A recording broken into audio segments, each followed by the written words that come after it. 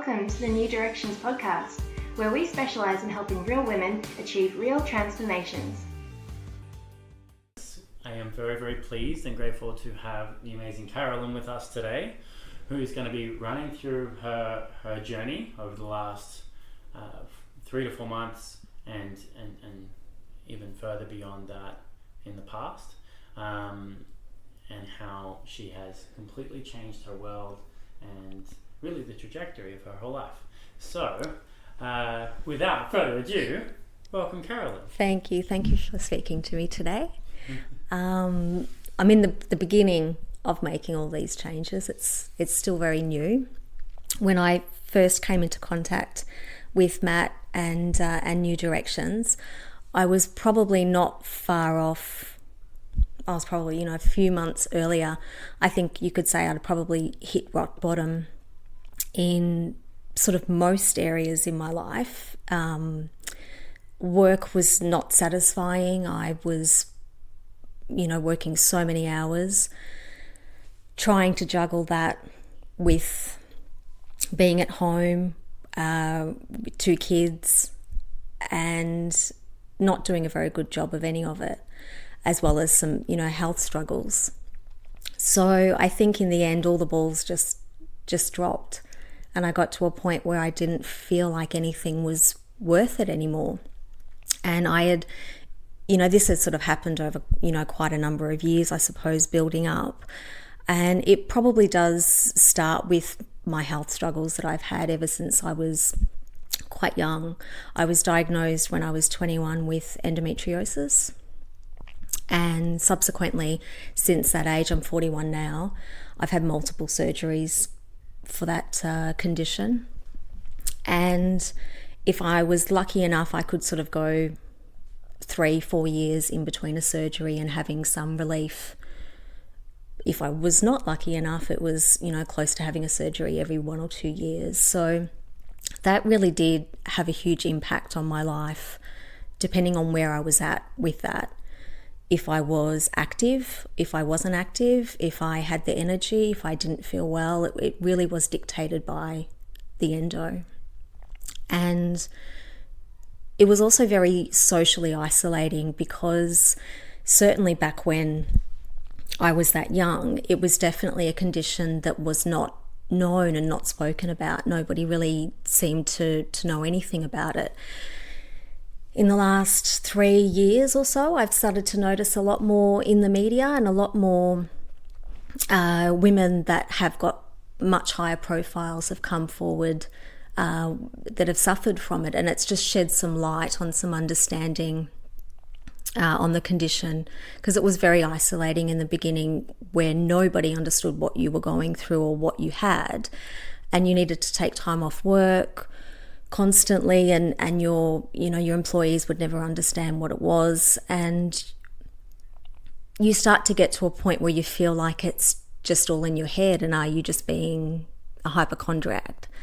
But it has been very debilitating for me, and I think that's kind of started me off on that roller coaster ride of managing it and being really good, or being in a really bad place and not being able to really have any kind of social life or any kind of quality of life in the times when it was really difficult. That's all right. So can you just, for the people, because there'll be a lot of people that don't know what endometriosis is and what the symptoms are, yep, as well as potential complications, and on top of that, obviously, the employers, I imagine, would be saying you're fine, you're healthy, everything's good, and for a period of time, I imagine that would be very true. Yep. And then it wouldn't be. So can you from an insider? So I think most women can relate to the discomfort each month of a period pain, that sort of thing. For me anyway, and it can be different from woman to woman, but it is that extreme abdominal pain that happens, especially when it's that time of the month.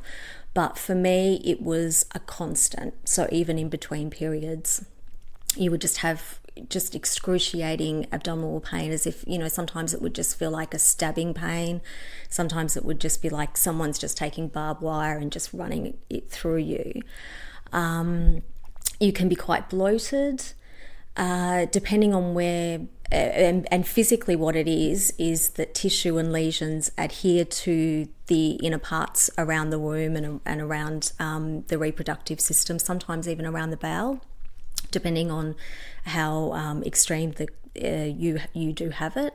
So it can even cause discomfort for some women in terms of having symptoms of what seems like irritable bowel syndrome, but that can be lesions attached to the bowel. So it's not pleasant, and it's one of those things where you could be riddled with lesions and not have much pain, or you could have the most small amount of lesions, but depending on where it is in your body, it can cause excruciating pain. The only way to treat it is through surgery. There's no way of diagnosing it other than through surgery. There's no scans or ultrasounds that will pick it up. It has to be through a laparoscopy, and the surgeon will will cut away the lesions and the excess tissue that has attached where it shouldn't be. A lot of women find that this issue will stop them from being able to fall pregnant. That's a big thing. That was never my problem, and it perhaps isn't associated with the endo, but I've also had a long history of multiple miscarriages in my time as well. Whether that's associated to the endo, it's very difficult to say, because most women predominantly have trouble falling pregnant because of the growths, whereas my issues have sort of been a little bit different. But it is becoming more recognised, and as it becomes more recognised, it is just a bit more acceptable, because for so long even with period pain, and women do suffer from just heavy period pain, it's brushed off as, take a Panadol, you'll be fine. And it is exhausting. It can be very exhausting, especially when you're getting to the stage where it is a constant day in, day out pain. There's no relief from it. I remember one particular surgery that I had where it was really bad leading up to it. The only way I could describe it afterwards was, if you can imagine having a dead leg for, like pins and needles constantly, and you just learn to deal with the fact that feeling is just always there.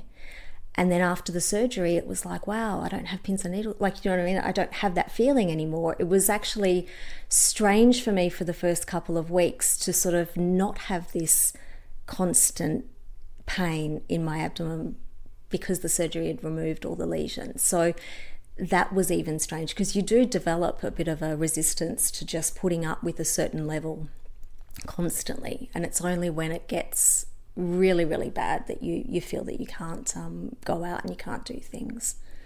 Yeah. And just to clarify as well, it is an autoimmune disease. So it is effectively your own, and I know you know this, it's just for everyone else. It is your own immune system attacking your body, and so the treatment, or different treatments, will include also taking immunosuppressants, and there's many different concoctions, I'm sure.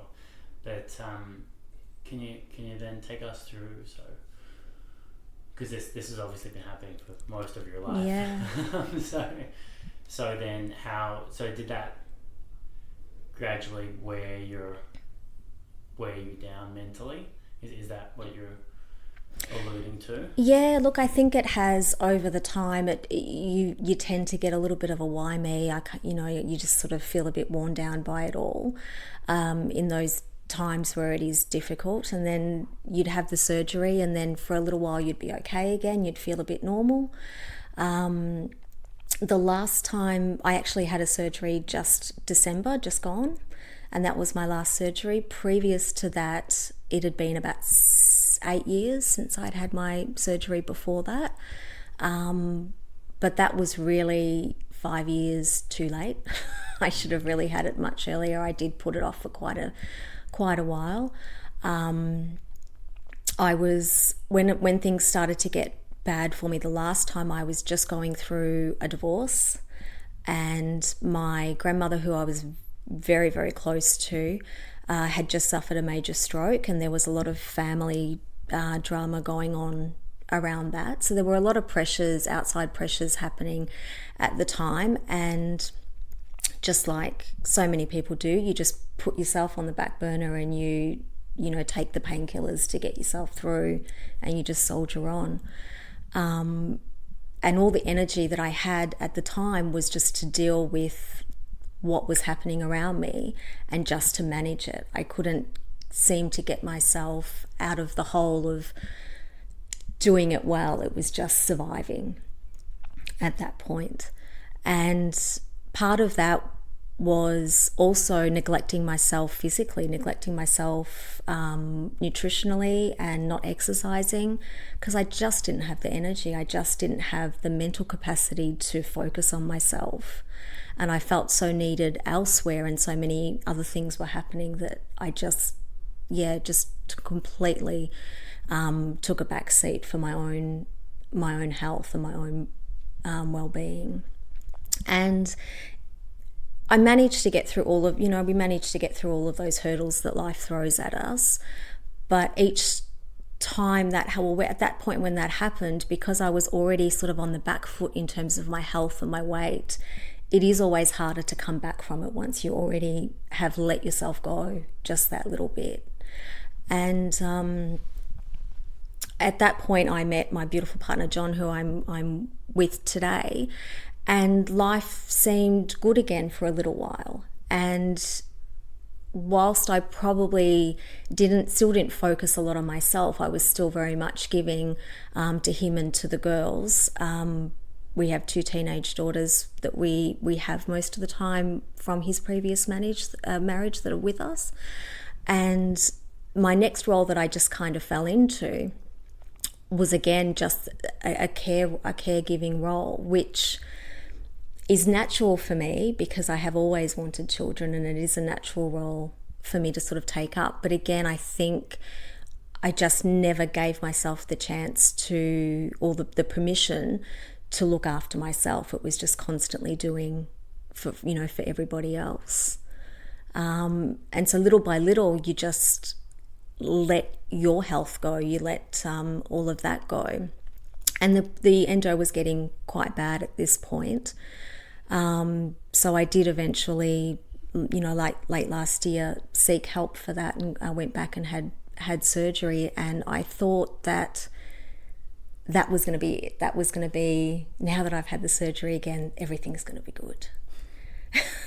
How'd that go? Turned out it wasn't everything. It, because in amongst all of this time that's passed, as I said, there was a lot of miscarriages, and also a lot of, I met the girls when they were 6 and 7, and in the last couple of years, as they've sort of grown into that teenage, time, things have also been a bit challenging at home, and evolving along with that, and finding my place as a stepmother. Work is also crazy. I was for quite a long time. I think, my overtime hours was something ridiculous, like 25 hours overtime a week on top of a full week. And I still had that pressure on myself that I had to do everything. And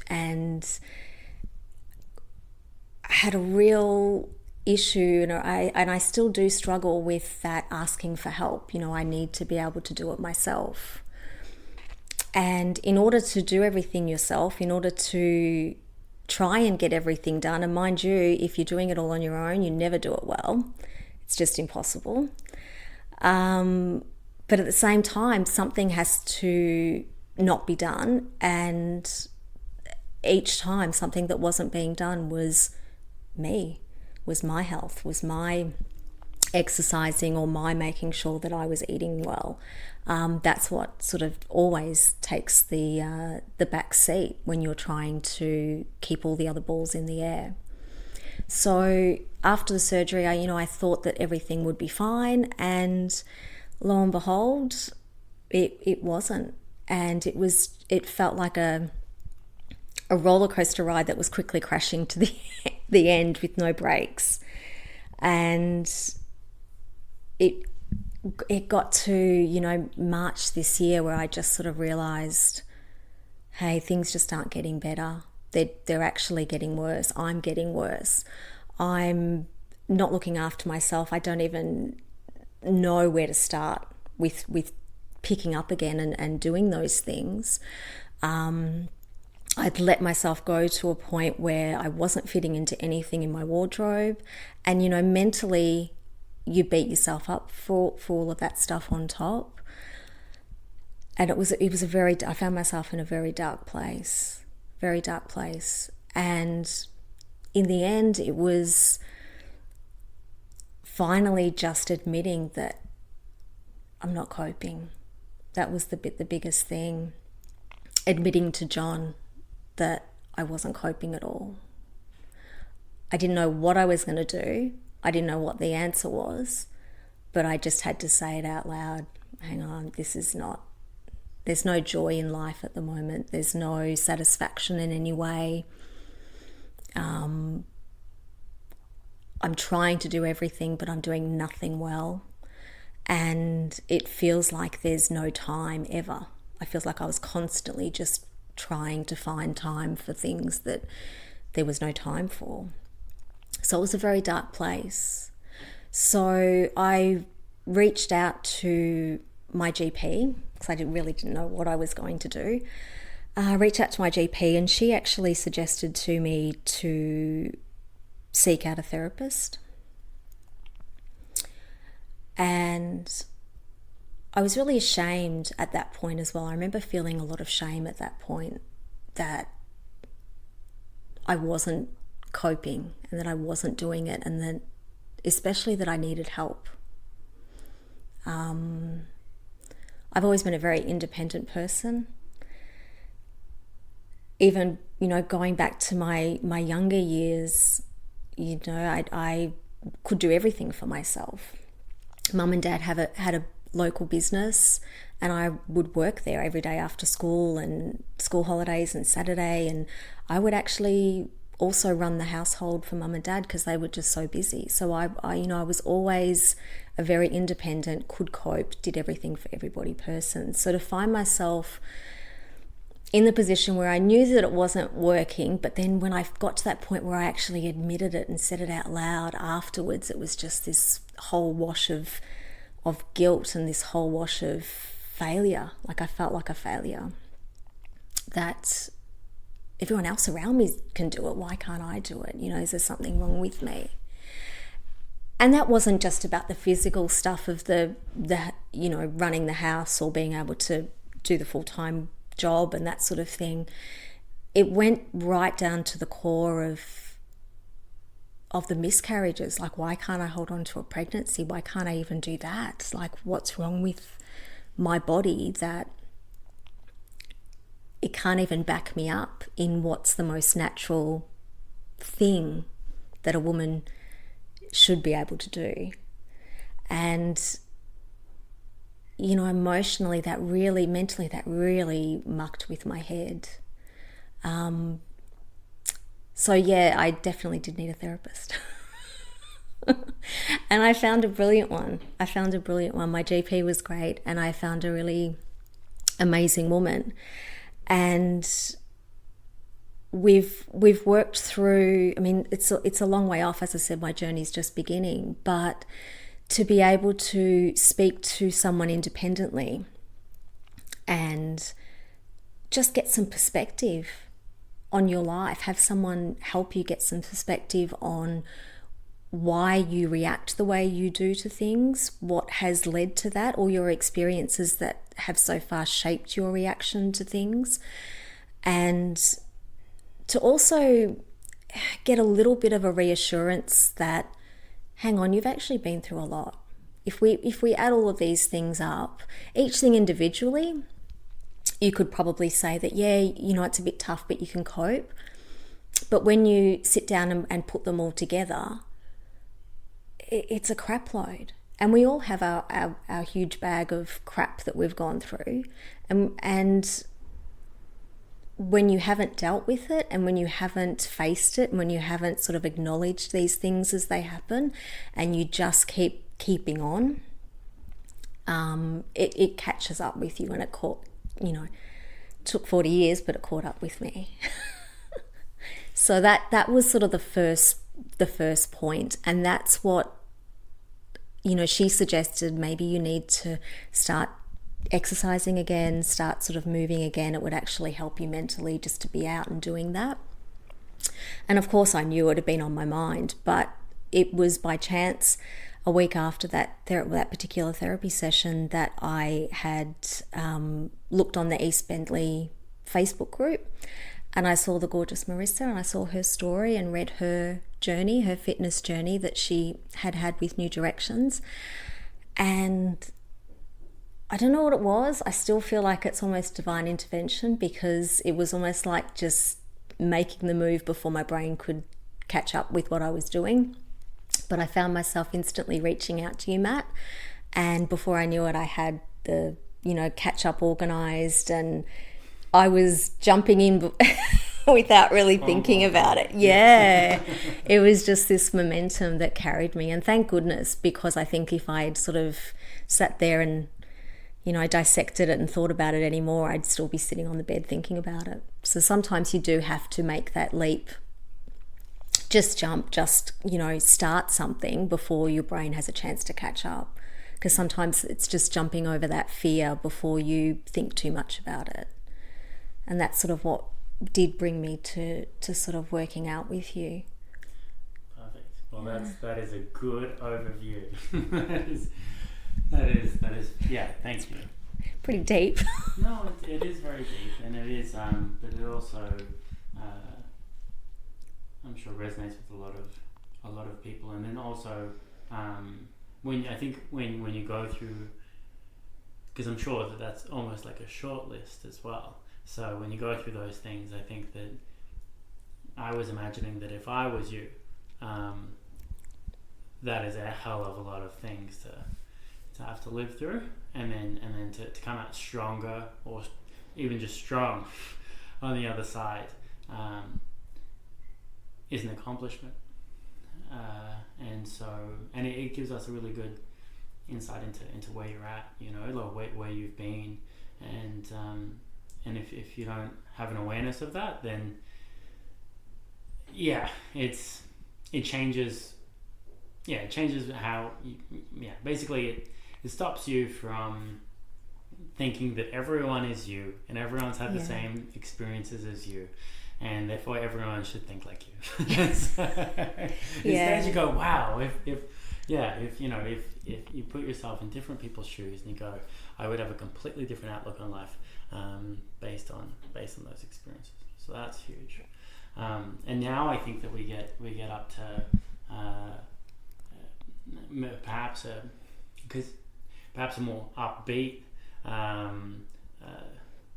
journey from here, and I don't want to take away from that, because when for everything that you just spoke of, I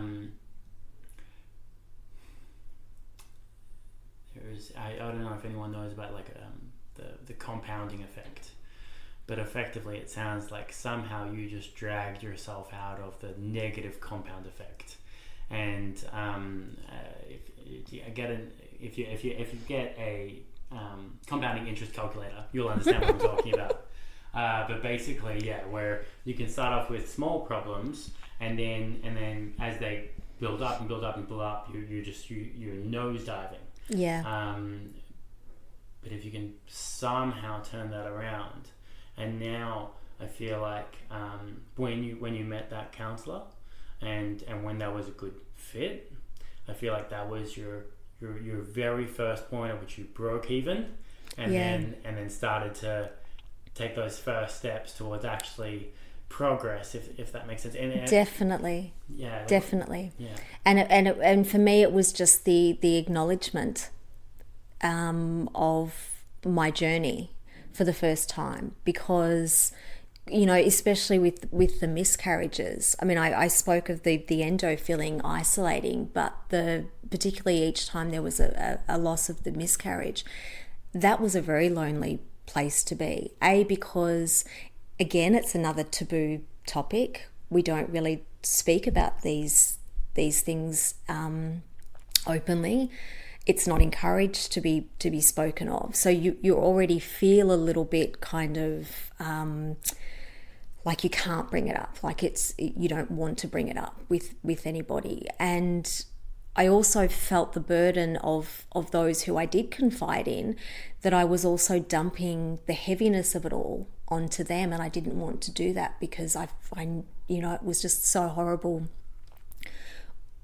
going through it and how I was feeling. I didn't want to sort of put that heaviness on anybody else. And the coping mechanism was just to kind of, keep on keeping on, and you don't deal with it, which is the most unhealthy, so unhealthy to, you know, to process things in that way. Well, you don't process them, they just sit there and bundle up, like you said, until you sort of start nosediving.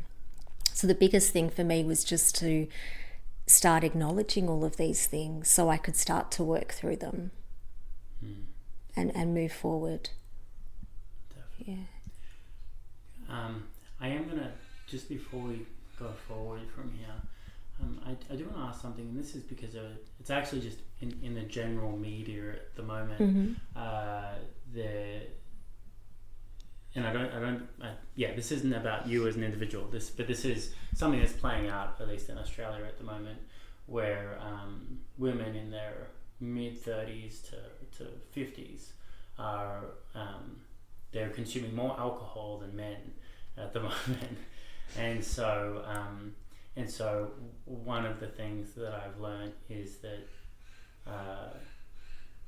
usually when people begin, so that alcohol can be a form of like self-medicating. So alcohol, you know, fast food, all of these things, you know, you usually do those things more and more and more when you're not feeling great, and so then it's a way to numb the pain, or so it's either going to be numbing pain or avoidance. Avoidance of dealing with it. And if you've had trauma in the past, but so.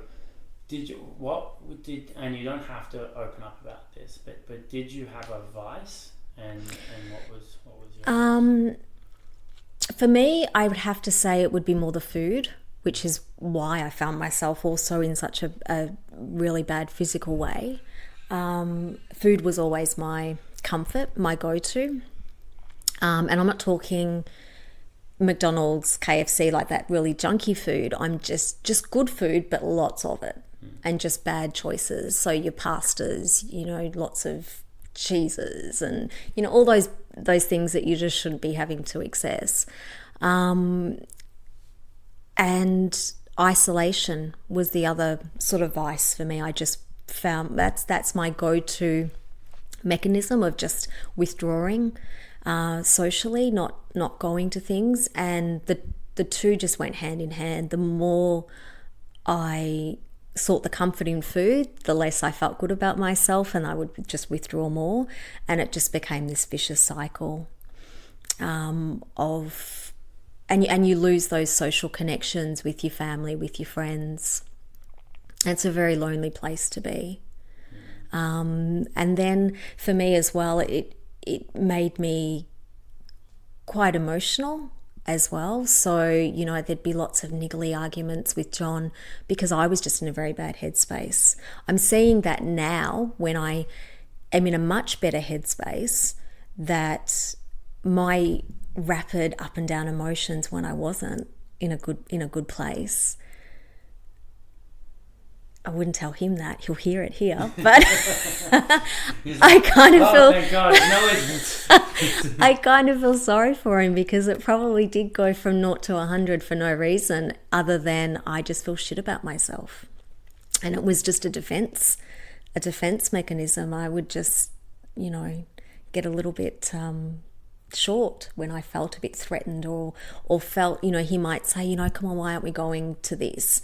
And I would feel threatened because I didn't feel comfortable to be going out.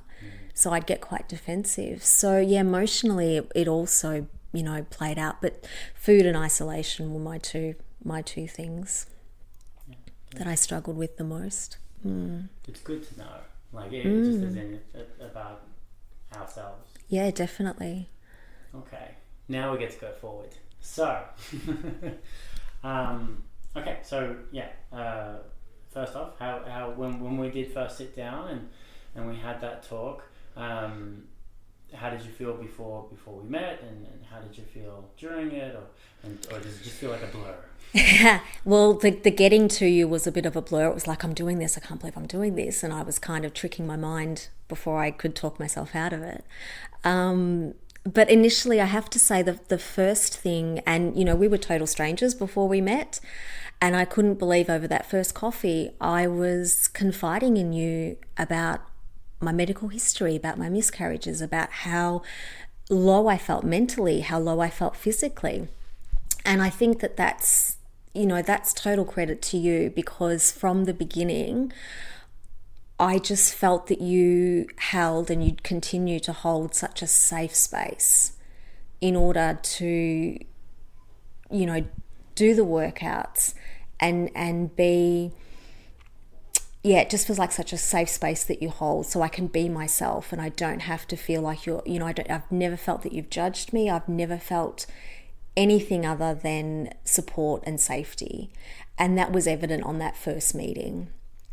And I think also for me, the thing that really struck the chord as well, for the first time, I wasn't looking to do something as I had in the past that was purely for a physical reason, that was purely for that I need to lose weight to fit into these clothes, or I need to lose weight for this, this physical appearance.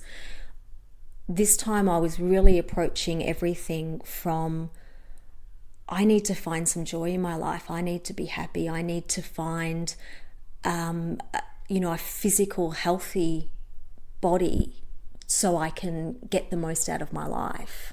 It was a very different approach this time when I was looking to start working out again.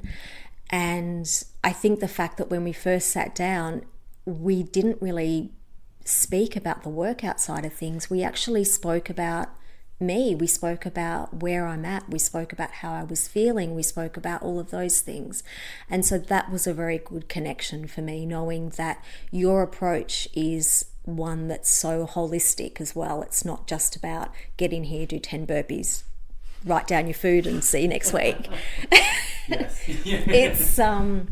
It was definitely the right match. And even though I don't think I was really ready to make that jump and start doing it, I was still really scared and still really apprehensive. I think the one thing that got me into just the next step of just going with it and just jumping with it is that I didn't want to lose out or miss out on training with you, because I knew that connection was the connection I needed. So that propelled me to the next step of, booking in and just getting started. Yeah, so that was a big thing for me, and that's a total credit to you. You hold such a safe space for all of us to be able to achieve what we achieve. Yeah.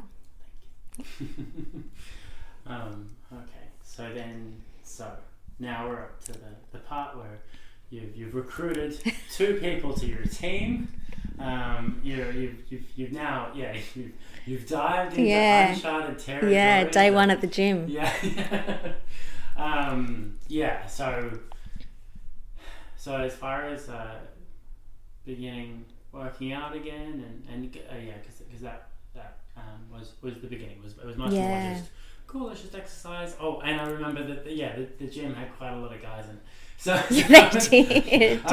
It just had a lot of people that seemed to know what they were doing, and I felt like a fish out of water because it had been so long. It was a big adjustment starting the workouts and starting the whole process. Because I had to prioritize myself as well, and making the time fitting the time in to do that with you, to fit the workouts in, to be able to prepare my food and make that a priority. And here I was, a person that, I felt like I had not enough time in the day to even get what I had to get done. And all of a sudden I'm finding 5 hours a week just to exercise. It's like, where did those hours come from? I didn't invent them. I just reprioritized myself.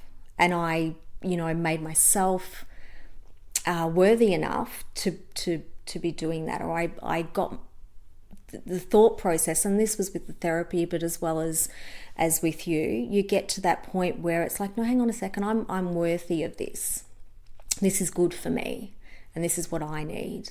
So the fact that I can't cook dinner tonight for the family, that just has to, something else will have to happen in order for me to be able to fit this workout in. And the interesting thing that's come out of that since then is I think that I know that it really wasn't, I always had this thought, well, I need to do this and I need to do that, and I can't let John down, and he needs me to do this, and the kids need this. I didn't realize until just recently that I think I was really holding the chains more than anybody else. Because I'm doing these workouts now. I'm finding the time to do that. I'm finding the time to do these other things. And the world hasn't fallen apart. Everyone's still getting dinner at home. Everyone's still getting the washing done. Things are still moving along. And even with work, I developed enough assertiveness to be able to negotiate at work, these 3 days a week, these are the hours I need to do because I need to be able to fit my workouts in. And I went in there to ask them that, ready on the defensive, armed with a letter from my doctor in case I needed to use it, to be able to say, this is what she needs at the moment. And just asking, they were like, yeah, that's fine. We can work that out. We can, do this. I was like, oh, wow.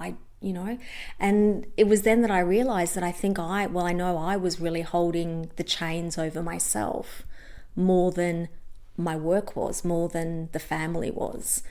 It's what, restrictions we put on ourselves because we think we should be doing all of this other stuff for everybody else, and we don't think that we're worthy enough to spend the time and the effort on making us the best people we can be. So that was a big learning lesson as well. There's a big aha moment for me. There's an idea of the locus of control, and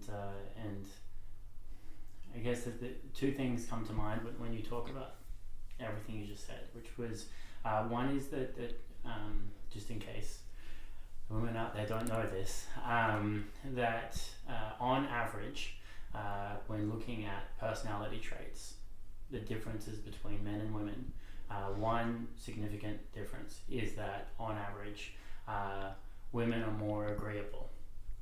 And so with that agreeableness, naturally comes the ability to see the other person's side and perhaps definitely foster stronger ongoing relationships. The downside is that you can find yourself doing too much. You can find yourself saying yes when you should say no, and you can find yourself very overstretched very easily. And personally, I'm more agreeable. So like I understand. But yeah, so developing that assertiveness is another word for developing your ability to be disagreeable. Yeah, setting the boundaries, setting those boundaries for yourself. That's and I think, as I was saying to you earlier before we started, that for me anyway, growing up, I see the society that praises people who are selfless and people who just give. That's what's put on a pedestal and made so, to be what we aim for. And taking care of ourselves, taking the time to create those boundaries and making a space for us to be able to nurture ourselves. Yes, we constantly say to each other, oh, you've got to take care of yourself. But it comes with judgment when you do it. There's the constant judgment of, oh, how selfish, she's doing that instead of, making sure the kids have, or whatever the case may be. Because it's a very uncomfortable, I think it's still a very uncomfortable space for people to accept the self-nurturing and feel truly worthy that we should be making that time and setting those boundaries and doing those things for ourselves. It's far more acceptable to be, constantly giving and constantly saying yes. And the only thing I think that you ever sacrifice when you're constantly doing that is your own well-being. That's the first thing that gets the chop. You don't stop doing something for another person, or, you don't stop doing the washing, or you don't stop doing the cooking or the cleaning or going to work. You sacrifice what's good for you is the first thing that I think most people do. So it's just sort of starting to make starting to be sort of more assertive and stand in the space that this is the minimum of what I need each week for myself to be able to fill up my own tank. And this is going forward what I'm going to do, and I'm not going to waver on that. So it's just being, a bit more assertive. Yeah. Absolutely. Yeah. It's been very cool to see that rise. It's also coming through in the boxing. But you did hit me in the face yesterday. It was a fluke. I swear it was a fluke. But anyway. So I was impressed. So since then, so we've begun training. You are definitely starting to prioritize yourself. Your ability to say no is rising, and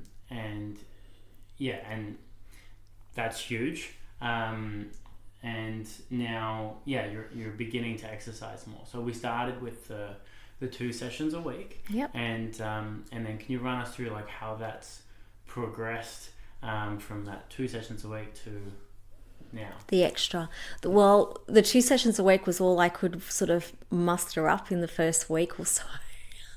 It was quite daunting getting back into the gym, and quite daunting being surrounded, like you said, by people who seemed to know what they were doing. It was a space that I was unfamiliar with for such a long time that it just felt so foreign. And coupled with how I was feeling about myself, I remember the first couple of sessions coming in, and obviously my aura was giving away how stressed I was, because for the first 5 minutes, okay, just breathe, we're going to start, we're going to regroup. And it was this talking me off the wall to get me to start. But I fell into them quite quickly. It was, I think also by the second week, I was feeling quite frustrated with the lack of my physical ability. And this is just a me thing, but that gets my determination going. When I can't do something and I'm frustrated by it, it's like, damn it, I'm going to do this by hook or by crook. And I also started then doing the 3 sessions in the morning, or built up to the 3 group sessions with the women in the morning. Again, fantastic. Such a beautiful, safe space, gorgeous women, inspiring women. At the end of each session, I'd be like, oh, Matt, I need to do that. I need to be able to do that. And, so my goals would increase every time we do a group session of what I want to achieve. And through the group session, getting to know some of the women, I've also started exercising or bike riding with Marissa on a Sunday. And that's been incredible. I haven't been on a bike since I was 12. So trying that was... and it's also not for me as well, not just diminishing the little things that I'm trying, because to someone listening, going for a bike ride might not sound like such a big deal, but it was a huge deal for me, because I was really sort of I remember having a discussion with you while we were boxing one day, and about to start sparring. You said, we're going to spar, and I was like, oh my God, no, we can't spar. I can't do that. And sort of having a chat with you about how I'm really uncomfortable with, I'm not an adventurous type person. I don't really try new adventurous sort of things. The sparring just felt a little bit too out there for me.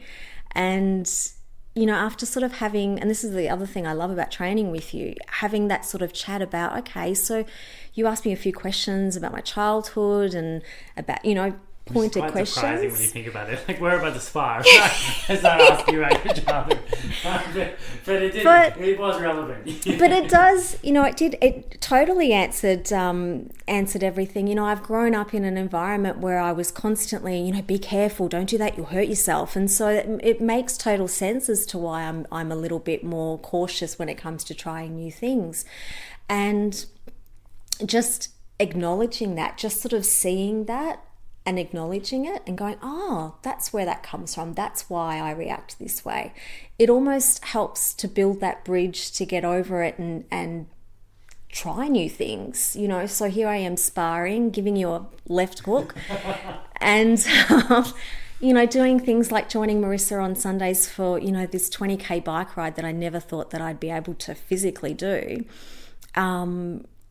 And yeah, it's sort of, it just keeps growing. I'm now sort of from that 2 sessions a week, I'm now exercising in some form every day, whether it's just a half an hour walk or, a half an hour, 40-minute bike ride, or doing the bike ride on Sunday. I'm doing something every day. I'm moving every day. And it's not because I have to, it's not because I think I should. It's for the first time, it's because I want to. I feel like a headspace has kind of, sort of moved a little bit, and it's because I'm actually enjoying it for the first time. And I think also because my approach has been a bit different this time. I'm not motivated by, well, I am somewhat motivated, like it is great to see the centimeters coming off and stuff. But for me, the biggest benefit is how I'm feeling.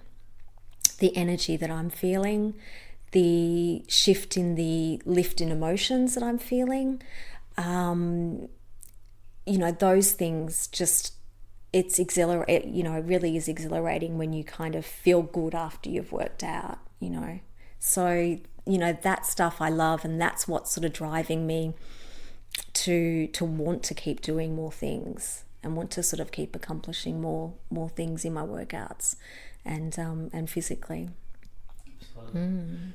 So I'll just run the listener through what basically I said to you when you were boxing as well, when we were sparring. And that was that I was explaining. I was like, okay, so if you wanted to jump off a cliff that was 1,000 meters high, yes, you will die. If, however, maybe you wanted to jump off something that was 3 meters high, or maybe 2.5. And you just went from nothing to 2.5 meters, you'll probably break your leg. However, if we start off at like a bench of 50 centimeters, and you just jump off of that again and again, it'll build up the strength in your muscles and your bones and everything, and then we make it a meter, and again, same thing, and then we progress the 2.5 meters, 3 meters. Now all of a sudden you can do those things, and so that's because your body is what's called anti-fragile, so it gets stronger under stress, so long as there's not so much stress that you kill it. Yes.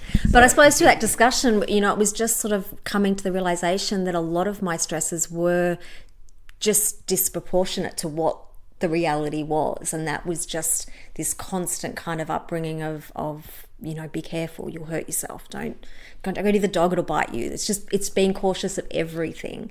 So it was just I had to adjust my way of thinking. Okay, so you've obviously come a long way. I'm going to ask you 3 more questions. Okay. All right. So, first off,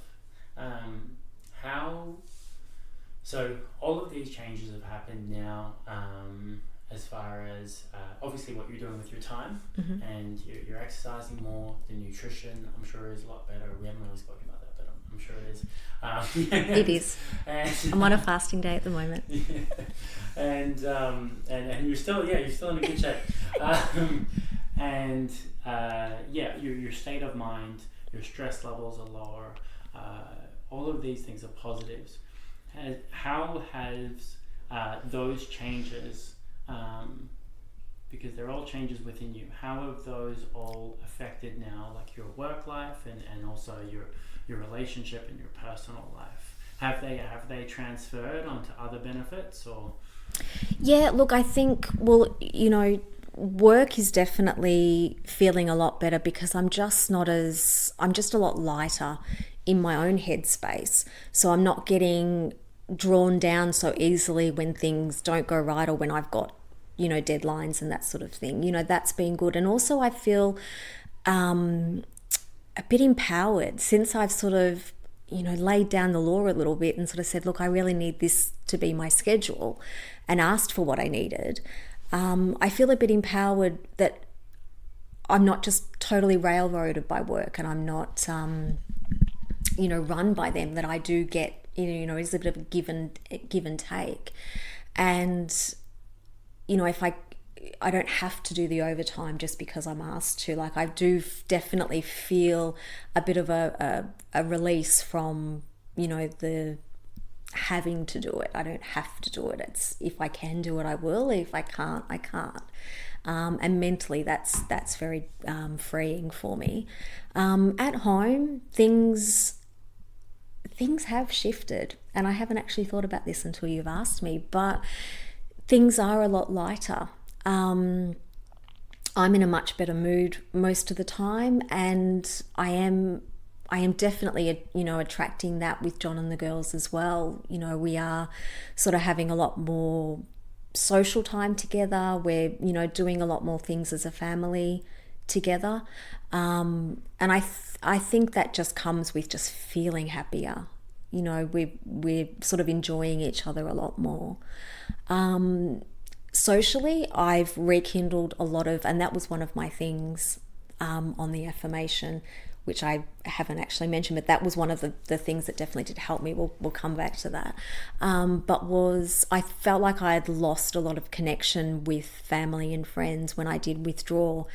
And I've made it a real point, and now it's sort of, I don't have to really focus on it. It has sort of come naturally as well, where I've rekindled a lot of friendships, a lot of relationships. I'm being a lot more social, and it doesn't have to revolve around food anymore as much. It's just, I catch up to go for a walk, or just to pop over for a coffee, or, something like that. So I'm making sure that I do have that balance of work, home, and social. That's sort of coming back into it, which is really good.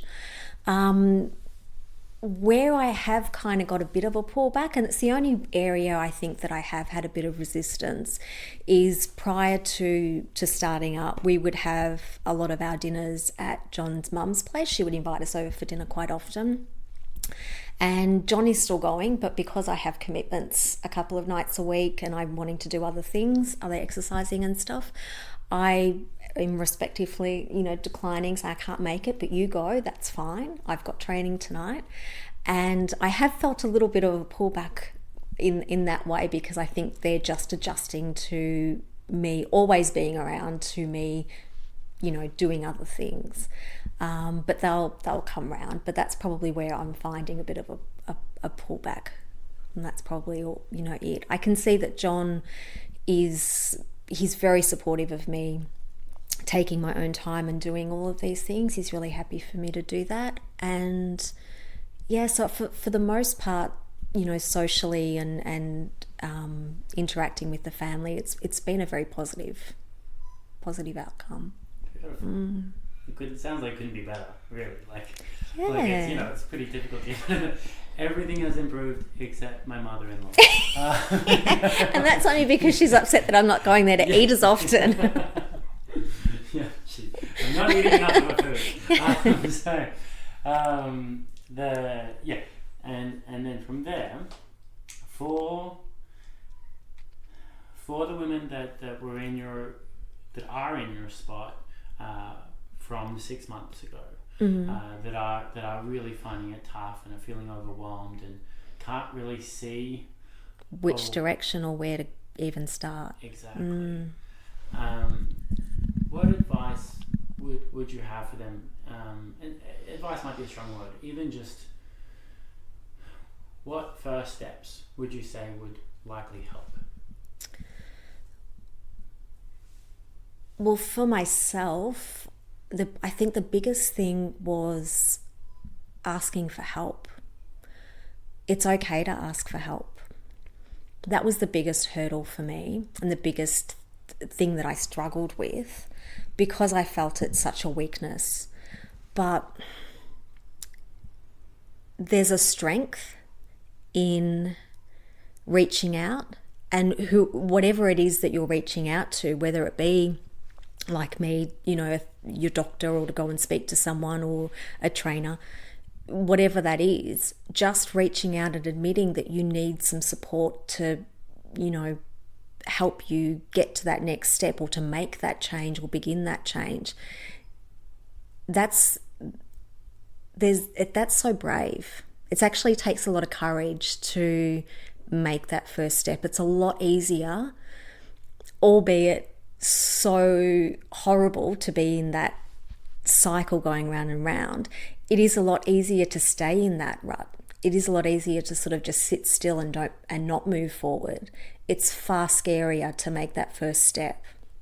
So just asking for help is such a courageous thing, and reaching out. So don't be afraid to do that. Even if you have to do it before you're ready to really do it, and then your brain and your body will catch up. Just do it. Beautiful. The only thing that I will add to that, and I know I'm not meant to really, because this is No. But the only disclaimer I'll have in there is just to be wise about the person that you reach out to. So, definitely. Yeah. It's got to be right for you. Yeah. Yeah. No, definitely. Just because always to keep in mind, and I'm you might not know this about me, but I'm relatively skeptical in general. So just making sure that when you do reach out to whomever that is, that based on past track record, or at the very least on their professional record, that they'll have your best interests at heart. I only say that because I have heard of stories where people reach out maybe to a close family member, and perhaps that family member doesn't really want you to get better, and so they'll shy it away. So hopefully definitely. I don't get in trouble for saying that. No, definitely. I think that's a big Definitely. But I think, just not having, well, you will have that fear, but, just know that fear is normal, and just know that you taking that step, whatever that step is for you to get to that next level and get yourself out of that hole and start again. It's courage, it's bravery, it's not weak at all. And I think that's the biggest thing for me, is because I remember feeling so weak and so vulnerable and so useless that I couldn't do it myself. But it's only looking back now that I feel a sense of that was really brave, and that was actually really courageous for me to start that, because I did feel like there was just no exit door. Yeah. Beautifully summed up. Okay, and then my last question is, what are 3 resources that you think will be perfect for someone to reach out to? So far things that have been spoken of were the Michael Mosby's 800 book. I know I'm taking options away from you. The Facebook group was obviously spoken about, but so what things come to your mind? What has helped? There's the counsellor as well. But anyway, I'm not. So in terms of what resources have helped me? Yeah, it can be books, it can be anything, it can be people, it can be anything. Well, I think the 2 biggest things for me obviously have been the fact that I did seek out the therapist to just get my thoughts in line and to get some perspective there. Obviously, New Directions. Again, I can't say it enough, the safe space that's there, not only with the individual one-on-one training, but when you're doing the group training with the group of women, just a fantastic group that just, is so encouraging and so safe. And that they're my two foundations, for doing this. The book that you mentioned, but for me personally, they're my two resources that I sort of go to, or I've had so much benefit from. I can't really think of anything else. No, that's okay. Look, if you only need a few things to get something done, then those are good resources. Look, the other thing that I can think of, and I know we haven't sort of touched on this, but at the beginning, when, the first session at the gym, you did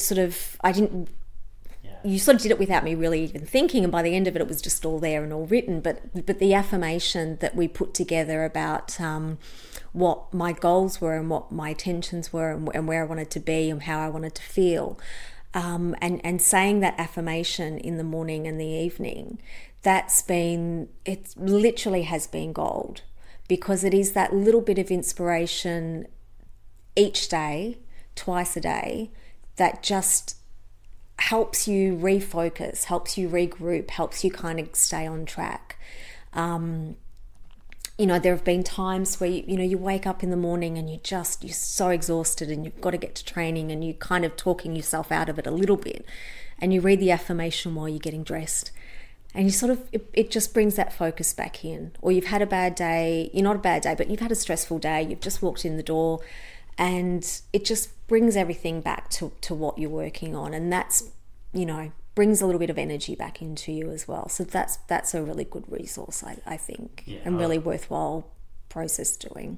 I will add that to the show notes. So basically what we're talking about is, I call it a statement of intention. It is an affirmation, but the statement of intention whereby you go through the process of laying out exactly what you want, and who you want to be, what you are willing to give, specifically give, yes. in order to make that happen. Then you set out the date by which it will be achieved, along with then a detailed plan of how you will achieve it. And then basically you then, once you go through the process, you then summarize it as if it is in the current state. And the reason for that, I'm summing this up real quick, I'll talk about it again another time, but the reason for that is that it's in the current state is because your subconscious doesn't think about past, present, future. It only thinks about present. Everything is in the present, and basically I'll have to go into some more detail. Yeah, but it's the repetition that sways your subconscious mind. So your subconscious mind can only hold one belief at a time, and basically whichever one has the most weight, that is the theory that becomes solid, and then your whole life will basically start to be orientated based on your deep-seated beliefs. So by repeatedly telling your subconscious, this is exactly what I want, this is exactly who I am, and this is exactly what I'm going to do to make that happen, you are essentially then rewiring your deep-seated beliefs, and as we can see, setting a new program. Yes. That was much better summed up. But yes. All right. Well, thank you so much. Thank you so much for coming down. Thank you. And for opening up and being an open book for us to learn from. And I wish you all the best in the next 6 months. I want 3 to 6 months. We will definitely be doing this again in 3 to 6 months' time. Definitely. Just see where you were at. And finally, what do you need to have achieved / who do you need to have become in, let's say, 6 months' time, in order to be like, wow, I have nailed everything. I am crushing it. And I feel like you're doing great already. So yeah. If I'm sort of thinking, workout wise and gym wise and my training wise, there's so many little goals that we've laid out. Just little things like me being able to do a pull up, me being able to spar properly, me being able to take on bigger challenges than like increasing the bike rides that I'm doing, for example. All of those things. I just want to be in a really strong place physically, where I'm achieving so much from a physical, point of view. Personally, I'm just starting on this journey of, if not, I mean, we do have the two girls, my stepdaughters, but for me personally, if a child isn't in the picture for me, it's starting to be open to exploring what is my future going to hold, what other hopes and dreams and what other plans am I going to have, and the things am I going to look forward to and go ahead with. So for me, it really is a beginning of exploration, and I hope in the next sort of 6 months to have a bit of a more solid plan and a solid set of goals of what I want to sort of do personally. But definitely in the gym, I hope to be kicking ass a little bit more than what I'm doing now. Fantastic. Just a little bit more. That's all you need. All right, beautiful. Well, thank you so much. Thank you for your time. Beautiful.